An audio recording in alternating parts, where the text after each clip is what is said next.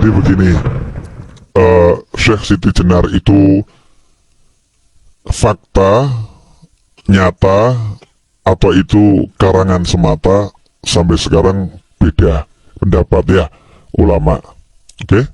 Nah, sekarang kita anggap yang atas saja lah, yang fakta. Al-Hallaj, ya, Al-Hallaj itu tokoh dalam dunia tasawuf yang mengatakan apa yang dikatakan Syekh Siti Jenar, ya, sama gitu. Wahdatul wujud, kesatuan wujud. Sebetulnya ajaran Al-Hallaj itu benar gak salah. Ajaran Syekh Siti Jenar itu benar gak salah kalau kamu belajarnya benar, kalau informasi yang kamu terima benar. Tapi seringkali manusia yang nyampaikan informasi itu yang belok-belokkan. Ya, biasa toh, hoax itu kan banyak sejak dulu. Yang nyampaikan informasi itu yang gak benar. Terus apakah salah Syekh Siti Jenar? Gak bersalah. Apakah salah Al-Hallaj? Gak bersalah. Jadi Al-Hallaj itu orang yang soleh, yang bisa melihat Allah di dalam segala sesuatu. Artinya bisa melihat kebesaran ciptaan Allah Ta'ala, ya, kekuasaan Allah di dalam segala sesuatu. Sehingga kadang ketika ngomong tentang dirinya Ali Abdul Qadir mundur, Ali nggak boleh jauh dari Mas Seto, ya, itu soalnya anak kecil yang nggak punya rasa takut. Dan itu nggak mikir. Bapak ijek untuk mikir, ya. Al-Hallaj itu pernah mengatakan bahwasannya sesungguhnya aku adalah Allah. Orang yang nggak ngerti nggak mau ngomong, wah musyrik, kufur, gitu ya. Padahal beliau lagi baca ayat Al-Quran, Innani anallah, dibaca sambil jalan direnungkan, Innani Allah, sungguhnya aku adalah Allah, sungguhnya aku adalah Allah. Ya nggak ngerti langsung, ngaku-ngaku Allah. Paham maksud saya? Nah, jadi kadang orang-orang soleh itu ngomong begitu dalam kondisi tertentu, ada orang yang nggak paham, terus ditelan mentah.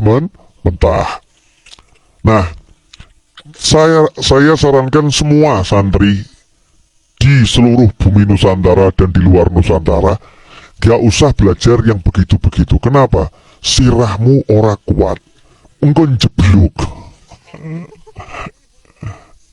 nanti akhirnya konslet, jeglek.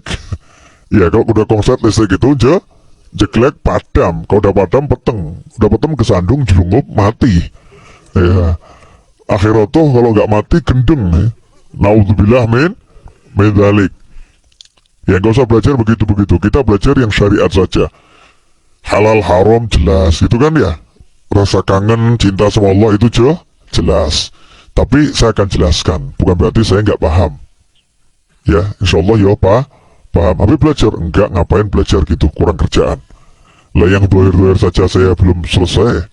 Tapi kan harus tahu ya, harus tahu ilmunya. Orang-orang soleh itu ada yang melihat Allah dulu baru melihat makhluknya. Maksudnya bagaimana? Hatinya sudah penuh dengan keagungan Allah Ta'ala. Hatinya udah deket sama Allah Subhanahu wa Ta'ala. Sehingga ketika melihat, misalnya nih ya, beliau gini, gak ngelihat beliau, yang ada tuh keagungannya Allah dulu. Jadi lihatnya tuh, ya Allah, ini ciptaannya Allah gitu ya. Masya Allah, diciptaannya Allah gitu ya. Baru terus, mas jenengmu sama mas ya. baru bisa lihat manusianya. Ya, ada yang sebaliknya, lihat manusianya dulu, mas nama kamu siapa ini? Terus ternyata manusianya pinter ya, pinter ini. Terus langsung lihat Allahnya, Subhanallah, Allah Maha Kuasa ya, buat manusia yang seperti ini. Paham ya? Jadi yang satu lihat Allahnya dulu, dalam arti dia udah hatinya penuh pengagungan pada Allah. Jadi ketika lihat ciptaannya, entah apapun itu, nggak bisa langsung lihat ciptaannya. Jadi merasakan keagungannya Allah dulu, baru turun nanti lihat ciptaannya. Paham? Nah, ada yang sebaliknya, lihat ciptaannya dulu, akhirnya kenal sama penciptanya. Jelas? Gambarannya gimana? Nok ngono ora mudah ngono. Wedokan mesti paham. Maaf ya mbak, saya buat contoh boleh. Ada mbak-mbak wayu banget. Kamu itu langsung paham dia siapa atau terpesona ayune sih? Wayune, wayune, wayune gitu kan?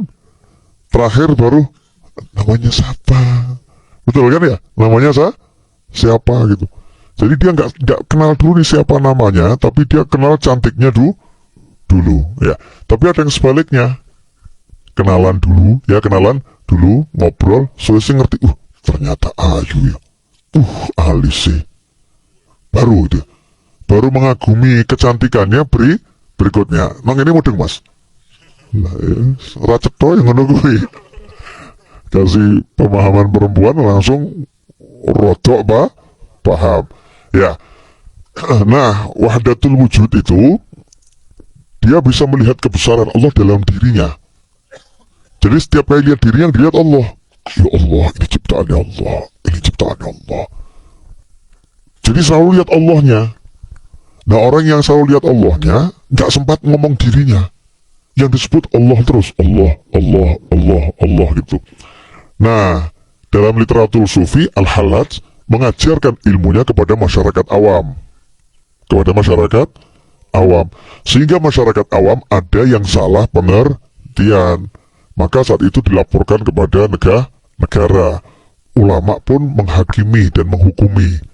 Berdasarkan apa yang diajarkan menimbulkan fitnah, ya, dan fitnahnya itu bisa buat orang sampai murtad, maka dihukum mati. Ya, dihukum mati. Nah ketika dihukum mati dalam syariat kan dipenggal tuh. Dipenggal, darahnya tuh setiap kali jatuh itu tulisan Allah. Setetes darahnya tulisan Allah. Akhirnya yang lihat itu kaget. Ini orang soleh. Iya kok dihukum mati sampai tetes darahnya Allah, Allah, Allah, Allah ini. Maka datang ke hakimnya. Hakim, kamu telah memutuskan dengan salah. Yang kamu hukum mati adalah orang soleh. Hakim yang ngomong, kalau saya menghukumi dengan salah, ya, saya nggak akan berani menghukumi. Saya menghukumi dengan syariat yang benar. Maka hakimnya itu ambil penanya itu ya, dicelupkan ke tinta, kemudian diciprat-cipratkan begini. Maka setiap tetes tintanya hakim tadi membentuk tulisan Allah. Jadi hakimnya yo soleh, yang dihukum mati yo soleh. Nah saiki yo mbuh. Paham ya? Gak ada yang karena nafsu, semua objektif keilmuan. Ini orang-orang yang luar biasa. Jelas ya? Jadi apakah orang soleh bisa ngaku Tuhan? Gak ada. Ngaku Tuhan ya Fir'aun. Gak mungkin orang soleh ngaku Tuhan. Ngaku Tuhan hanya Fir'aun. Nah pernah terjadi kisah juga, ada orang soleh ceramah di masjid. Coba tiru lo ya. Wah, kamu ke masjid khutbah Jumat buat tiru. Bahaya itu. Orang soleh khutbah Jumat di masjid teriak, semua sesembahan kalian ada di bawah telapak kakiku. Berjumatan yuk kier. Wah, Jumatan sih ya toh. Rampung Jumatan geger, laporkan polisi, ya, ditangkap, masukkan penjara. Ternyata yang ditangkap ini gurunya raja. Cuman rajanya taat hukum. Berangkat dari ibu kota, pergi ke kota di mana gurunya ditangkap. Sampai di sana nanya sama yang nangkep, masalahnya apa? Nah, ini ceramah khutbah Jumat teriak-teriak, yang kalian sembah semua ada di bawah telapak kakiku. Oh begitu, iya. Rajanya ngomong, guruku nggak salah. Cuman kalian nggak sampai ilmunya. Antarkan saya ke masjid tempat beliau berceramah. Diantarkan ke masjid tempatnya ceramah. Di mana? Mimbarnya di mana? Di sini. Titik ceramahnya waktu itu di mana? Di sini. Gali. Kata raja digali. Oh raja ya, punya kuasa ya. Digali. Ternyata di bawah lantainya itu ditemukan harta karun. Kata rajanya, bener toh? Kalian kan mesti nyembah harta semua tuh. Nih, yang dimaksud guru saya ini. sesembahan kalian, harta yang kalian cari-cari itu ada di bawah telapak kakiku. Nyanda ilmu ni wong soleh gini. Orangnya nyanda mas. Tiwas mbok pikir macam-macam ternyata karepi kuwi. Ya kamu terlanjur mikirnya kepanjangan padahal maksudnya itu. Nah karena itulah kita nggak boleh baca bukunya orang-orang soleh yang kita nggak levelnya, karena nanti kita nafsirkan dengan kepala kita. Padahal maksudnya bukan itu. Maka ada buku-buku yang haram untuk dibaca oleh santri, tapi untuk kiai nggak haram. Kelas santri kok gaya. Ya itu kelasnya kiai. Udah ilmunya mumpuni, baca itu akan luas. Santri baca jelek.